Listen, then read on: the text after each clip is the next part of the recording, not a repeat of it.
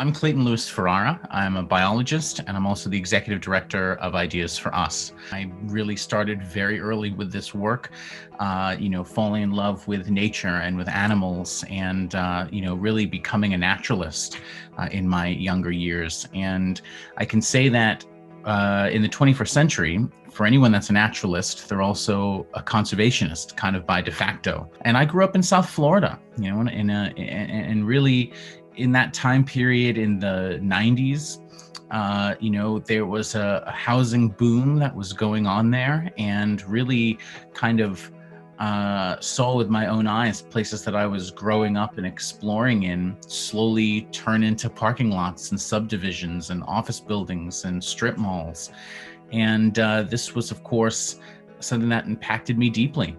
So in my life, I knew, from as far back as elementary school, I absolutely wanted to be a biologist and wanted to be a conservationist. But I also knew that there was an impending need for having science-minded people, not just in the laboratory behind the lab bench, but in the business world, in the policy world, in the political world, assuming positions of power and decision-making in cities, and that this was a voice that wasn't being heard. So I always kept nonprofit work near and dear to my heart. What's most pertinent is my work with Ideas for Us. And I mentioned I'm the executive director of it. I'm also a co-founder of the nonprofit.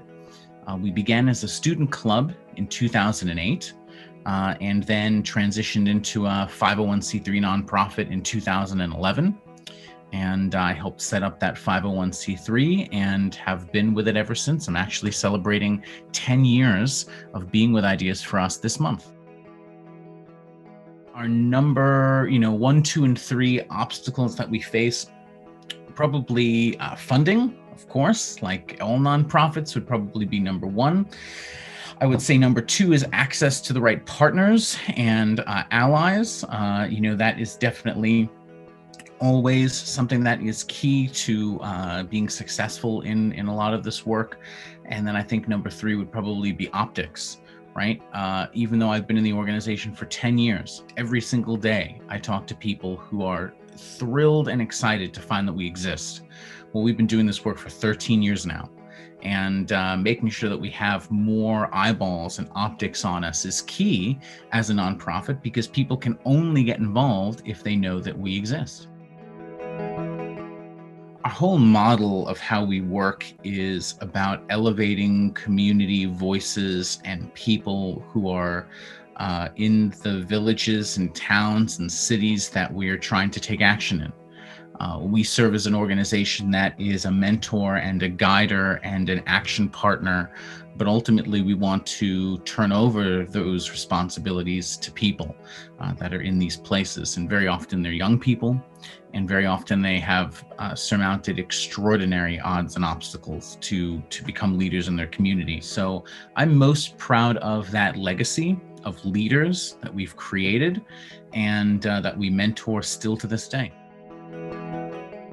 Energy, water, food, waste, and ecology, right? These 5 themes, we call them the 5 pillars of sustainability.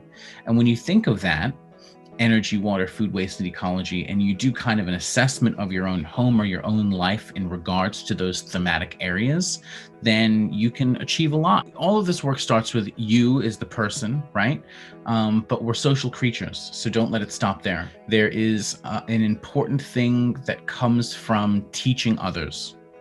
And you don't have to be an expert to teach the things that you've already learned. Someone should see themselves as a problem solver and as a team member with the rest of their community.